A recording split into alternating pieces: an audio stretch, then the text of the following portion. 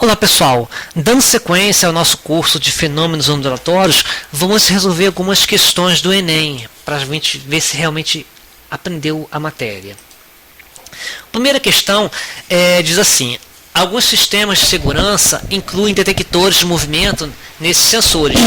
Existe uma substância que se polariza na presença de radiação eletromagnética de certa região de frequência, gerando uma tensão que pode ser amplificada e empregada para efeito de controle. Quando uma pessoa se aproxima do sistema, a radiação emitida pelo seu corpo é detectada por esse tipo de sensor. A radiação captada por esse detector encontra-se na região de frequência. Olha só, pessoal, se a gente for pensar fisicamente, qualquer desses tipos de ondas, visível, ultravioleta, infravermelho, etc., seria capaz de ser que a gente poderia criar um sensor baseado nessas frequências. Poderia. Eu não poderia dizer que só existe uma frequência certa, mas na prática os equipamentos eles trabalham sempre com sensores na faixa do infravermelho. Possivelmente que deve ser mais fácil criar sensores que trabalham nessa faixa de frequência. Então, pela prática, a resposta é a letra C. É um sensor de infravermelho. Inclusive nesses filmes, Missão Impossível, é sempre aquela luzinha vermelha que aparece, porque na prática se usa sensores de infravermelho. Exercício seguinte: Christian Huygens, em 1656, criou o relógio do pêndulo. Nesse dispositivo, a pontualidade baseia-se na regularidade das pequenas oscilações do pêndulo. Para manter a precisão desse relógio, diversos problemas foram contornados. Por exemplo, a haste passou por ajuste até que, no início do século XX, houve uma inovação que foi sua fabricação usando uma liga metálica que se comporta regularmente em um largo intervalo de temperaturas.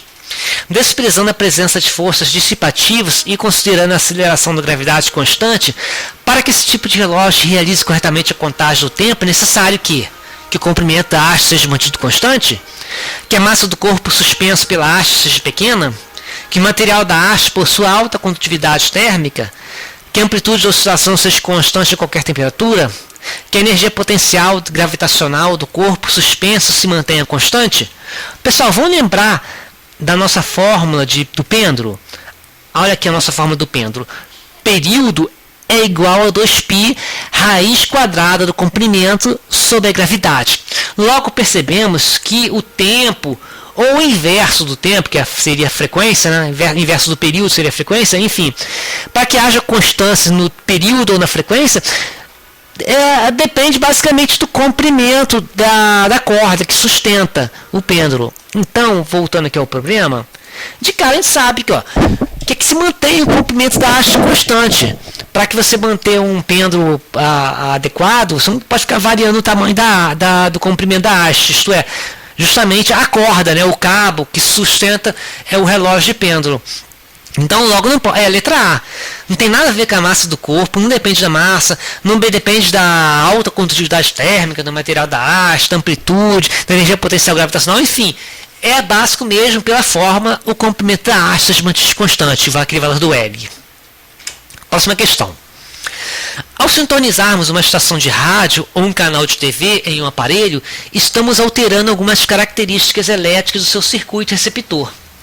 Das inúmeras ondas eletromagnéticas que chegam simultaneamente ao receptor, somente aquelas que oscilam com determinada frequência resultarão máxima absorção de energia. O fenômeno descrito se lembre-se da aula que a gente viu, ao falarmos de seleção de uma onda. A gente quer achar uma estação de rádio, a gente mexia no aparelhinho, se lembra? Que eu falei com vocês quando mencionava sobre ressonância. A gente vai ajustando o receptor até que a frequência do sintonizador entre em ressonância com a estação de rádio. Então o fenômeno descrito é ressonância. É só lembrar a aula que a gente teve. Outra questão. Quando adolescente, as nossas tardes após as aulas consistiam em tomar as mãos o violão e o dicionário de acordes Almir Chetiak e a desafiar nosso amigo Hamilton a descobrir apenas ouvindo um acorde com as notas escolhidas. Sempre perdíamos a aposta, ele possuía um ouvido absoluto. O ouvido absoluto é uma característica perceptual de poucos indivíduos capazes de identificar notas isoladas sem outras referências, isto é, sem precisar relacioná-las com outras notas da melodia. Uma história bem bacana, né? No contexto apresentado, a propriedade física das ondas que permite a distinção entre as notas. Ora, o que distingue uma nota do outra, se ela é mais aguda ou se ela é mais grave, é a frequência.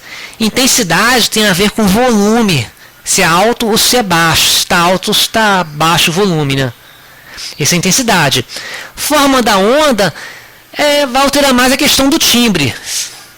A onda toda quebradinha ou não, altera o timbre da onda. A amplitude da onda também tem mais relacionado à intensidade. E a velocidade de propagação também não altera. É a questão de frequência mesmo, que permite distinguir se é uma nota dó, se é lá, se é ré, é a frequência da nota. Ok? Próxima questão. Fazer mais essa questão para a gente encerrar, depois a gente executa mais exercícios. Uma manifestação comum das torcidas em estádios de futebol é a ola mexicana. Os espectadores de uma linha, sem sair do lugar e sem se deslocarem lateralmente, ficam de pé e se sentam sincronizados com os da linha adjacente. O efeito coletivo se propaga pelos espectadores de rádio, formando uma onda progressiva conforme a ilustração. Ok, uma ola mexicana. Bem, calcula-se que a velocidade de propagação dessa onda humana é 45 km por hora e que cada período de oscilação contenha 16 pessoas que se levantam e se sentam organizadamente e distanciadas entre si por 80 centímetros. Nessa ola mexicana, a frequência da onda em hertz é um valor próximo de... Ok, isso não é tão difícil não. Parece que é difícil, mas a questão não é difícil. Olha só.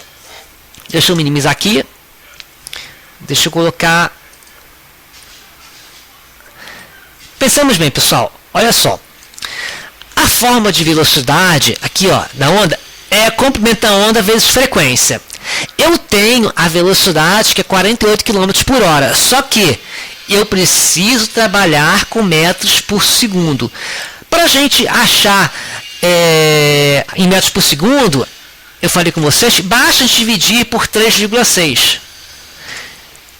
Você quer transformar quilômetros por hora para metros por segundo? Divida 48 por 3,6. Deixa eu pegar a calculadora aqui. 48 dividido por 3,6. Será que eu fiz certo? Vamos fazer de novo. 48 dividido por 3,6. Ok. Deu 13,33 metros por segundo. 13,33 metros por segundo. Ok, onde é que está a minha barra? Aqui é metros por segundo. Detalhe. São 16 pessoas. Cada pessoa com a braço aberta 0,80 metros. Então, aproximadamente, a gente vai ter 0,80 vezes 16 pessoas, a gente tem 1.280, desculpa, vou fazer a conta de novo, 16 vezes 0,8. Nós temos 12,8 metros, 12,8 metros, quer dizer, o comprimento dessa onda é igual a 12, quer dizer, o valor de comprimento da onda é igual a 12,8 metros. Então, finalmente, a gente vai ter que a frequência vai ser a velocidade, eu tenho aqui, que é 13,33, é igual a fórmula que é o comprimento da onda, né? Vezes o 13,33. Eu dividi... 13,33 não, desculpa. O que eu tenho é o comprimento da onda vezes a frequência que eu estou querendo descobrir. Eu fazendo essa operação, 13,33 dividido por 12,8 dá aproximadamente a frequência dá aproximadamente 1,04 Hz. É essa a resposta, a frequência 1,4 Hz. Repetindo, eu tenho a fórmula de velocidade, comprimento vezes frequência, eu preciso transformar de km por hora para metros por segundo, divido por 3,6, eu substituo na fórmula, aliás, antes eu preciso calcular o comprimento da onda. São 16 pessoas, cada uma com 0,80 metros. Eu calculo o comprimento, substituo na fórmula aqui, onde está V, coloco 13,33, onde está comprimento da onda, coloco 12,8, resolvo essa equação, eu acho a frequência de 1,04 Hz e a resposta é o valor próximo a 1 Hz, que é a letra C, a resposta da nossa questão. Fazendo isso, a gente conclui a primeira parte de resolução dos exercícios. Um abraço a todos.